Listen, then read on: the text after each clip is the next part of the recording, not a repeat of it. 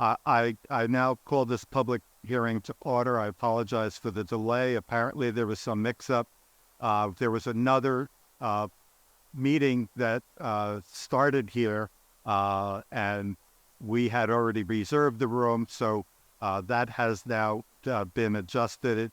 And so before this meeting was held, I'm sorry, before this meeting was open just now, I had marked in evidence certain documents as hearing officers exhibit number 1, the notice of public hearing in this matter, which indicates that this public hearing was to be held today, August 17th, 2023 at 9:30 a.m. Okay. At 9:30 a.m. At the Town of Hyde Park Town Hall. And that's where we are right now. It is now 2 minutes ago. It was 9:37. So we were a few minutes late because of the mix-up on the town side here. I had marked as hearing officers exhibit number 2, the affidavit of publication from the Poughkeepsie Journal indicating that this notice of public hearing was published in the Poughkeepsie Journal on August 3rd, 2023. I had marked as hearing officers exhibit number 4 a series of documents, the affidavit of Jenna Jones indicating that a series of documents were served upon the following people: the supervisor, Alfred D. Turigiani, of the supervisor of the town of Hyde Park, upon Dr. Pedro Roman, superintendent of schools of Hyde Park. I had, and upon Michael Zagorski, president of the board of the Hyde Park School Board of Education. I had marked, and also upon Mrs. Joanne Mikula, district clerk of the Hyde Park Central School District, and upon the Honorable William F. X. O'Neill, the county executive of Dutchess County. Those documents consisted of a copy of the notice of publication, a copy of the preliminary resolution that was passed by the board that included a preliminary agreement, the board being the Dutchess County Industrial Development Agency. I had marked as hearing officers exhibit number 4 in evidence the August 3rd, 2023 letter of Timothy Dean, chairman, authorizing me, Donald Capolino, to conduct this public hearing. And with that, I'll open the public hearing. Does the applicant want to make any statement for the record? We just wanted to thank the board and... Come up here. Oh, I'll go up there, sir. That's Tom Mulray. We just wanted to thank, it was a collaborative effort for the board, the town, the school board, all supporting this project. The first phase obviously is well underway, opening up in November. We're exceeding our local employment and our employment requirements for that phase. They're in the hiring portion right now. And for those that are not aware of the project, it's a 340-acre site right across from the Culinary Institute of America. Only 120 acres will be disturbed of the 340 acres. We'll have 220 acres open to the public. There'll be a 10-mile trail system. And we have a lot of local support, and we're exceeding our employment numbers. I just want to put that out there and thank the board for everything they've done to help us get to this point. Okay, thank you. Anyone else like to speak? Yeah. Larry Boudreau with Bellefield. I'll just speak to the jobs that will be created. It's expected construction-wise, there'll be 300 plus jobs being created from the restaurant and the retail full-time equivalents. It's expected 154 jobs upon completion of the project. And third-party consultant Camoin estimates that 90% of the jobs created will be within the county.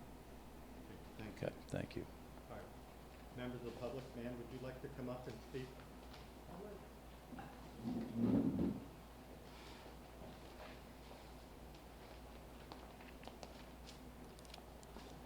Hello.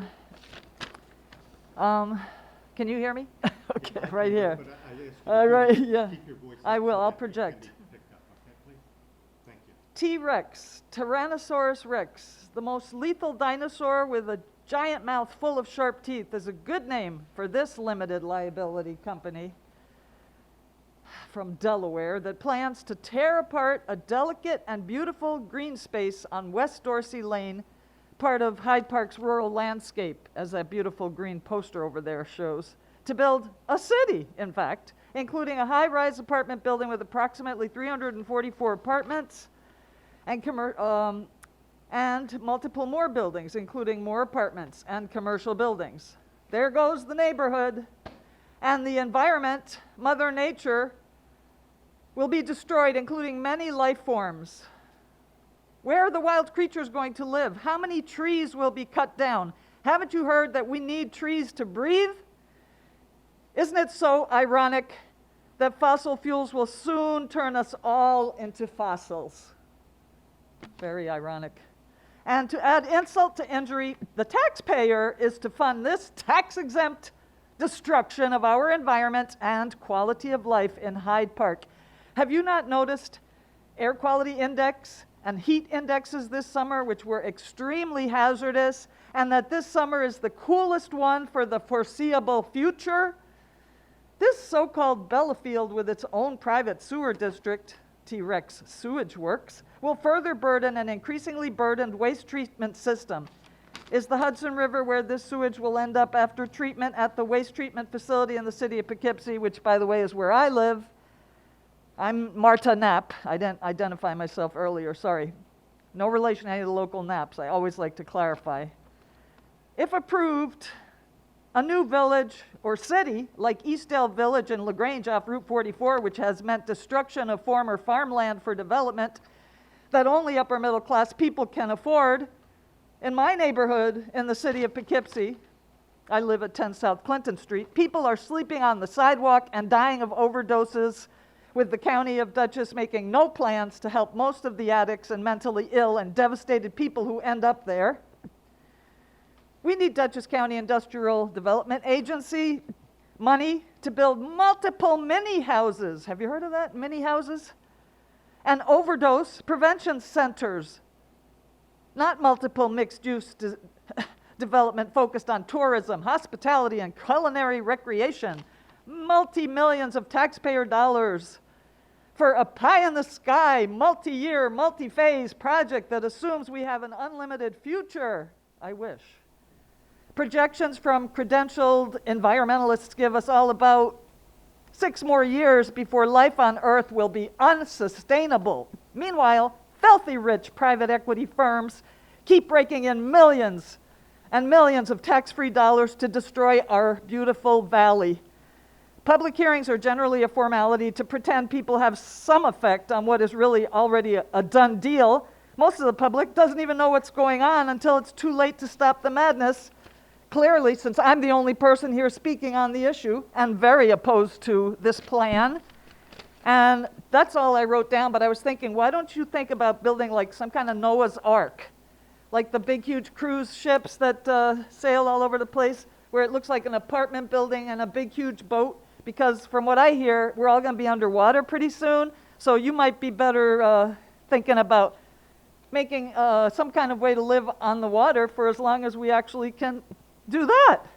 That's the end of my comments. Thanks for your attention. And I was remiss. I should have asked you to state your name for the record. Yeah, I realized. You've stated your address. We know you're from the city of Poughkeepsie. Yes, I am, but since this is a county of Dutchess IDA, I knew that I could speak because I really feel like the whole valley is my home, even though my actual residence is in the heart of the city of Poughkeepsie. Okay, so your name, please, for the record. Marta, M-A-R-T-A, Knapp, K-N-A-P-P. As I said, no relation to any of the notorious local Knapps who have served in public office and other positions. I'm sure there's nice Knapps. I'm very nice Knapp, actually, but no relation to any of the others. So thank you for your attention, and please seriously think about what I'm talking about. Thank you very much. You're welcome. Does anyone else want to speak? All right, with that, I will close the public hearing. It is now 9:48, if I can read correctly. So I'm now closing the public hearing. Thank you very much. Thank you for everyone for your comments.